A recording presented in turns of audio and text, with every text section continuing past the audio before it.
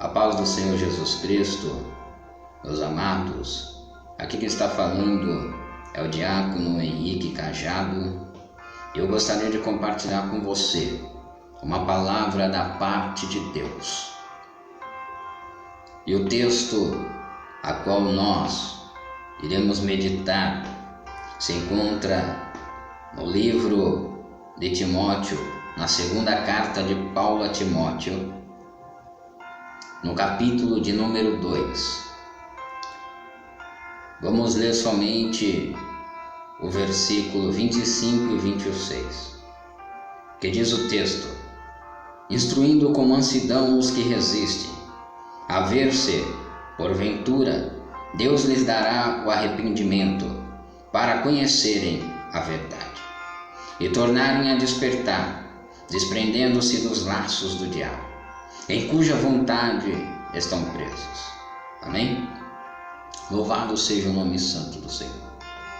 Meus amados e queridos irmãos, quando nós vamos para a história da igreja, para a história de Israel, nós vamos ver que Deus, desde quando o homem ele cometeu o pecado da desobediência à ordenância de Deus acerca do fruto da árvore do conhecimento do bem e do mal, desde este momento Deus ele faz uma promessa, e a promessa era que do ventre da mulher iria surgir um que seria ferido o seu calcanhar, mas mesmo assim ele esmagaria a cabeça da serpente. Nós vemos que no decorrer da história Deus manda que o anjo Gabriel desça no templo quando Zacarias, um sacerdote da época, estava para se aposentar do seu ofício de sacerdote no templo. Ele então separado naquele momento para queimar o incenso sobre o altar de Deus. E quando ele está queimando este incenso, diz a história que o anjo Gabriel aparece para ele, dizendo que ele e a sua mulher dariam luz a um filho, e o nome deste filho teria que ser chamado João, e este seria a voz do que clama no deserto. Ele estaria responsável a preparar o povo para receber o Messias.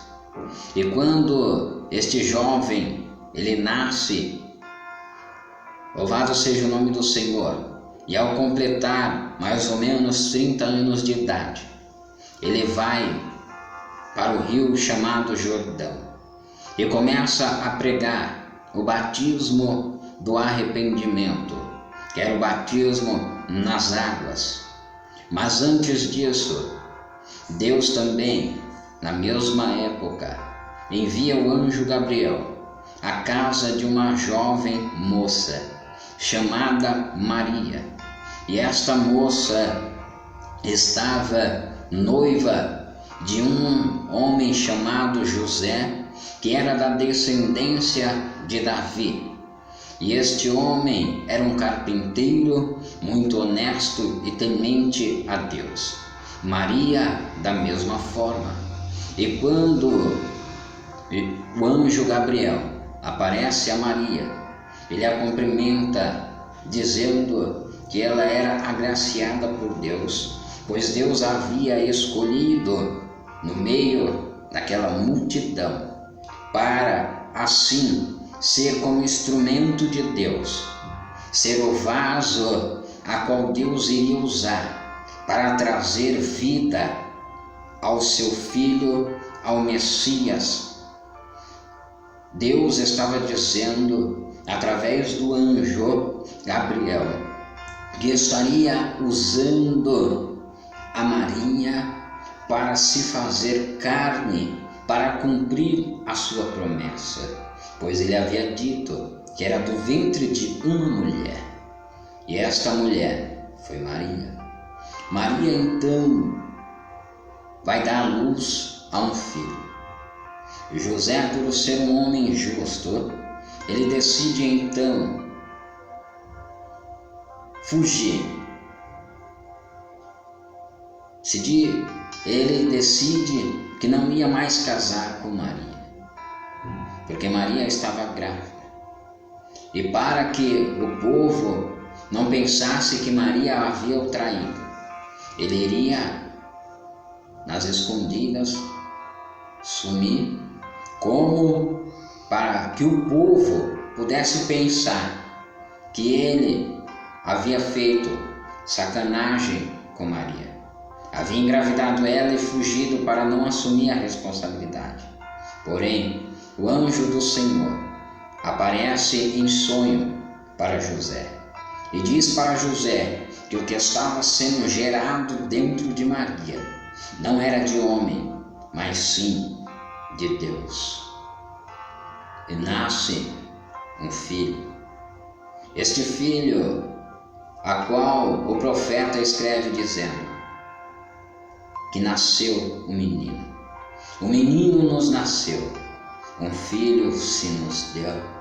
Jesus nasce numa manjedoura. Deus envia um anjo aos pastores que estavam ali no pasto. E o anjo diz que o Rei dos Reis acabara de nascer. Aqueles pastores correm, entram na manjedoura e veem o Filho de Deus, o Senhor e Salvador Jesus Cristo, que desceu da sua glória, se fazendo homem, para tentar entender o que se passava no coração do homem. Deus, ele se fez homem para conhecer inteiramente o que se passa na mente e no coração do homem. O que eu quero que você entenda é que Jesus, o nosso Deus, ele sabe o que se passa na mente do homem e no coração do homem. E ele então cresce, e também aos 30 anos de idade, ele vai até o Rio Jordão e se encontra com seu primo, João Batista, e Jesus. Jesus vai de encontro a João e é batizado por ele nas águas. E quando Jesus é batizado nas águas, diz o texto que João olha para o céu e vê o Espírito Santo em forma corpórea de uma pomba, desce sobre o ombro de Jesus. E Jesus, então, é-lhe revelado: este é o meu Filho amado, em quem eu me comprazo. João Batista então entendeu que ali estava aquele que era antes do que ele, e aquele que era primeiro do que ele, porque ele não era nem digno de desatar as suas sandálias, porque ele é santo. Jesus então começa a ministrar a sua palavra. Jesus começa a pregoar aos ouvidos do povo as sãs palavras, as sãs doutrinas. O povo de Israel, mesmo tendo estudiosos que estudavam dia e noite sobre as Sagradas Escrituras, não puderam entender a mensagem que elas traziam. Jesus então começa a explicar. E quando Jesus ele vai explicar o que a palavra, o que a lei, o que os profetas estavam querendo dizer, começou a trazer uma disserção entre o povo. porque aqueles que tinham a obrigação de ensinar descobriram que aquilo que eles estavam ensinando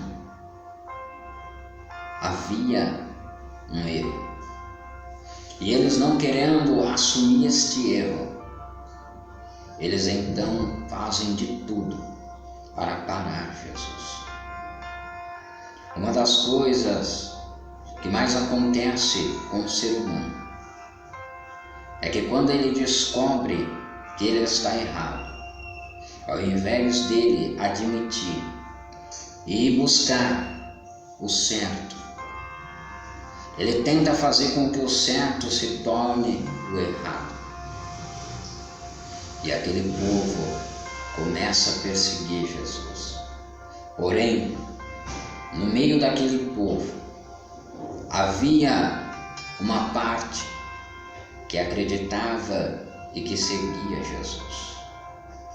Um povo que viu e compreendeu as palavras e os sinais a qual Jesus havia trazido. Homens e mulheres que, ao verem Jesus, foram cortados os laços do diabo. A palavra de Deus diz que ele veio para roubar, matar e destruir. Porém, Jesus veio para que tivéssemos vida e vida com abundância. Ele veio desfazer as obras do diabo, abrir os olhos dos que estão cegos espiritualmente, dar visão àqueles que não estão tendo visão. Louvado seja o nome do Senhor. Jesus agora está curando. Jesus agora está fazendo sinais e maravilhas. A palavra do Senhor está sendo apregoada aos pobres. Aqueles que não tinham entendimento da palavra começam a compreender e a entender o que verdadeiramente Deus queria dizer através da sua palavra. O que Deus está te dizendo é que, se você crer, se converter dos seus maus caminhos, Deus pode dar a você o entendimento da palavra.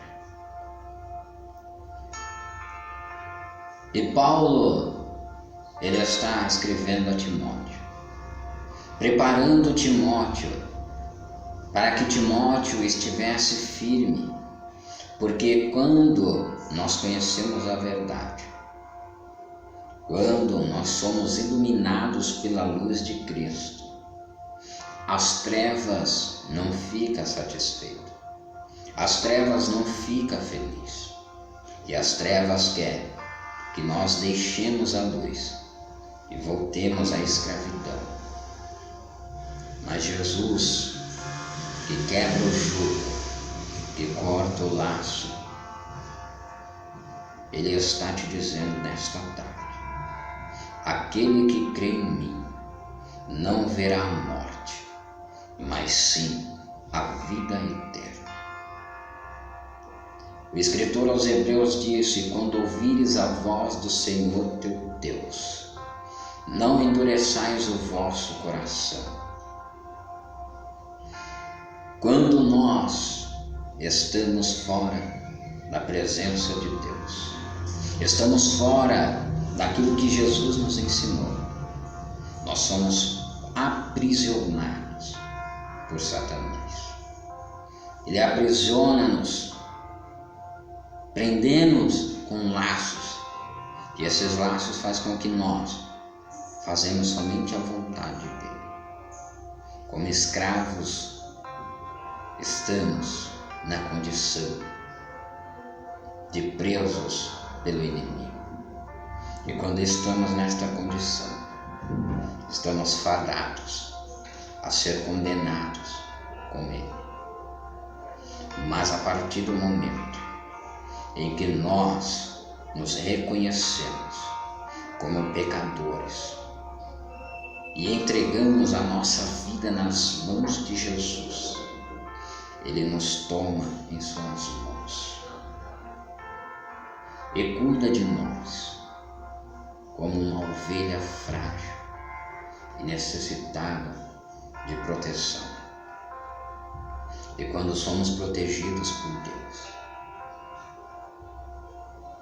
nada e ninguém pode parar a nossa caminhada rumo ao reino celestial, rumo à vida eterna, rumo à nova Jerusalém.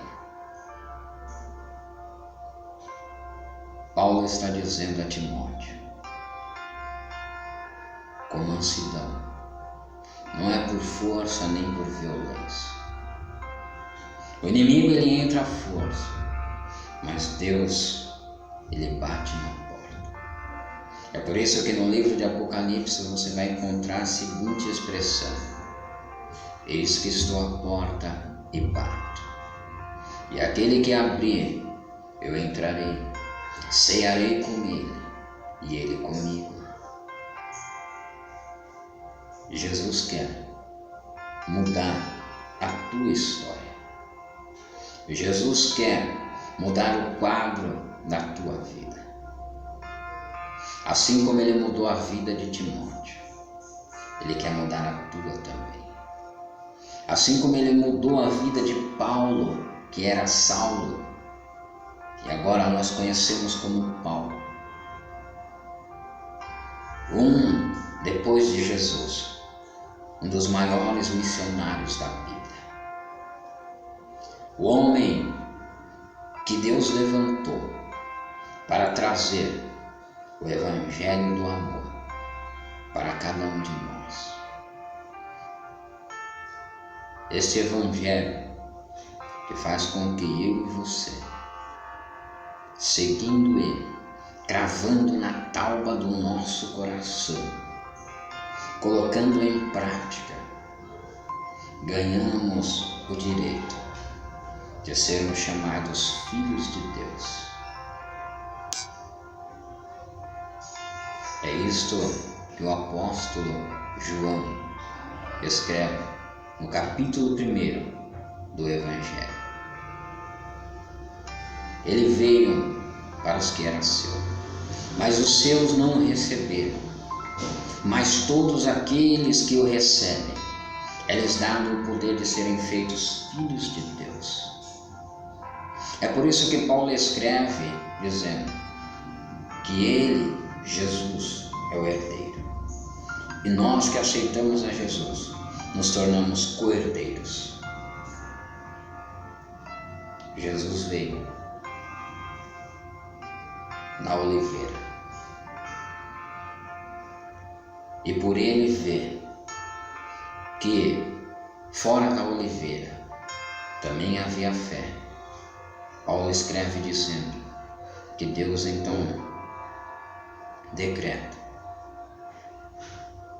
enxertar o jambuzeiro na oliveira.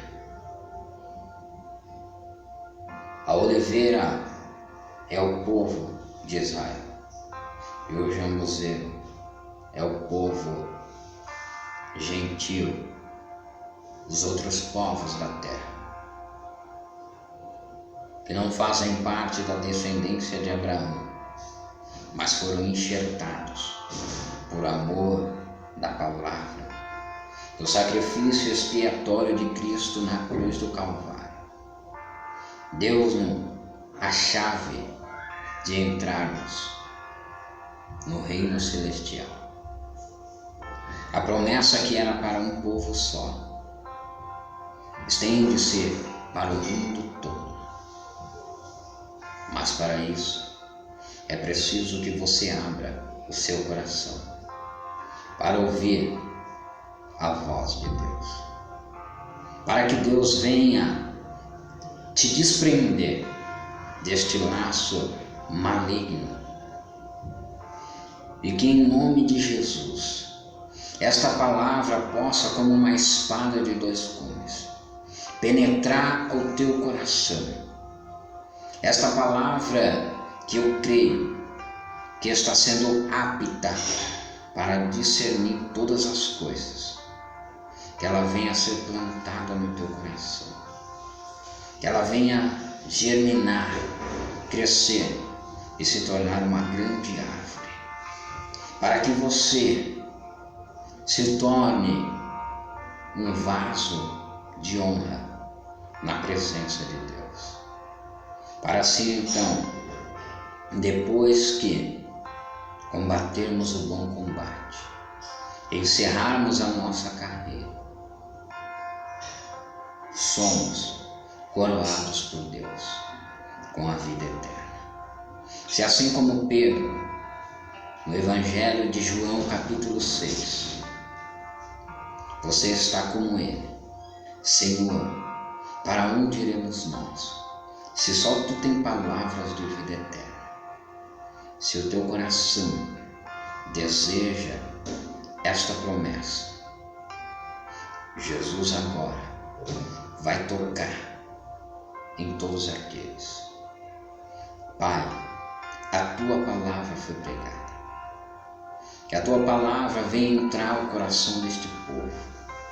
Que este povo venha a ser alcançado e transformado para a honra do teu nome, para a glória do teu nome. Meu Deus, não deixa que nenhum deles continue preso neste laço. Quebra, Senhor, este laço agora. Tudo aquilo que o inimigo tem colocado, eu repreendo no nome de Jesus Cristo, o Nazareno. E que nesta tarde, estes homens, estas mulheres que estão ouvindo esta mensagem, assim como aquele homem que estava à porta do templo chamada Formosa, possam, Senhor, ser tomados pelo teu Espírito Santo e que cumpra na vida de cada um aquilo que o profeta escreveu: eis que te tomo pela tua mão direita e te digo, não temas, porque eu te ajudo. Que essas pessoas sejam alcançadas, que essas pessoas sejam transformadas e que elas vivam o verdadeiro Evangelho, o Evangelho da salvação, o Evangelho da graça, que liberta, que transforma e que leva o homem a morar no céu. Limpa dos olhos toda escama, limpa, Senhor, o coração, a mente, os olhos de cada um, Senhor, que ouviu esta mensagem. Não deixa que o nosso adversário venha roubar o que foi plantado nesta tarde, para a glória e louvor do teu nome. Amém, Jesus. Que Cristo Jesus te abençoe.